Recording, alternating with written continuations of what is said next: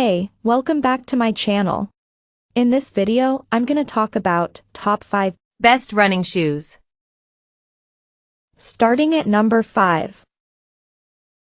Saucony Men's Endorphin. I've been a fan of the Saucony Endorphin Pro since Molly Seidel made the US Olympic team at Atlanta's marathon trials. Since then, my standing for both Seidel, now a Puma athlete, and the Pro hasn't wavered. The Endorphin Pro 2 was basically the same as the original version, but, as a teaser between the second and third iterations, Saucony released the limited edition Endorphin Pro Plus. The upper was built like a track spike.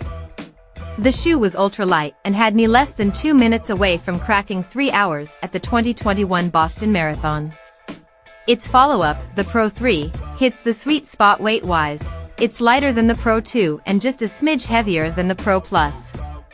Weight savings partially come from sizable perforated holes in the tongue and a thinner outsole. And its look? Let's just say Saucony added a little sparkle. Coming at number 4. Puma Deviate Nitro 2. Following the Deviate's award-winning debut, the sophomore effort makes slight course corrections without straying far from the original.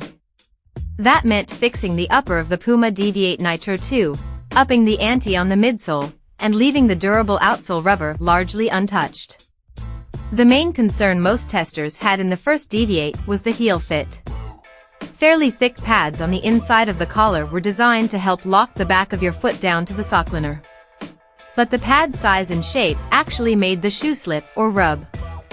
That's been remedied for both the men's and women's models, though the latter retains its essential fit tweaks for ladies' narrower heels and lower insteps.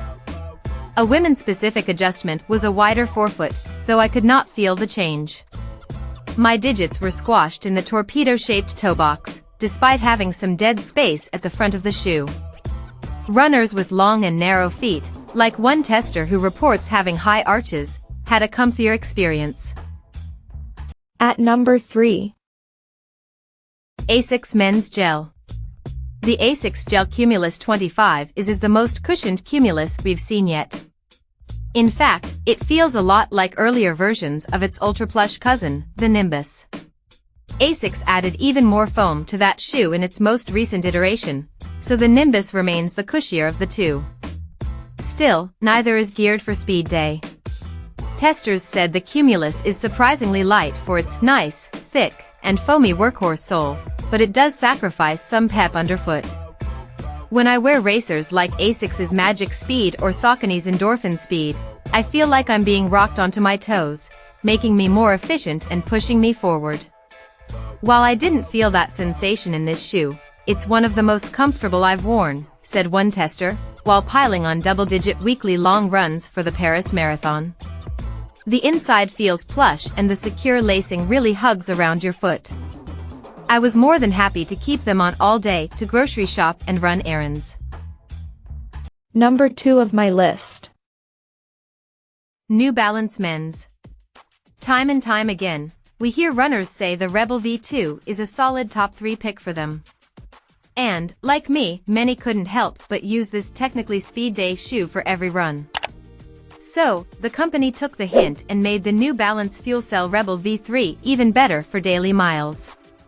The Rebel V3 has more of what its predecessor lacked. The outsole has more rubber coverage to withstand higher mileage, the knit upper feels more durable, and there's 1.5 mm more fuel cell foam underfoot. While those are essential improvements for taking the shoe on long runs, they ruled out the Rebel for those who like a firm ride for racing. Read. Some testers said the boost in durability and comfort came at the cost of a slightly mushier ride, though only a 0.1 ounce weight increase for a men's size 9. And number 1.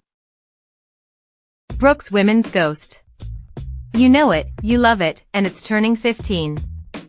For over a decade, the Ghost has been our recommendation to newbies and runners looking for an everyday shoe. Our testers confirmed its reliability, calling the Brooks Ghost 15 a tried-and-true daily trainer.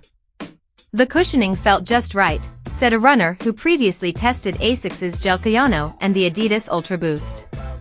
It felt firm, but at the same time I could feel a little sponginess to it. That sponginess our tester refers to is the soft give that adapts to the bottom of your foot, as the foam's firmness provides support and shock absorption. DNA Loft, which is compression-molded EVA, was previously used in the Ghost 14's midsole. Now, DNA Loft V2 feels softer and more lightweight. Amanda Furrer. Check out this video description for latest price and more informations. Thank you for watching this video. Please subscribe and stay tuned.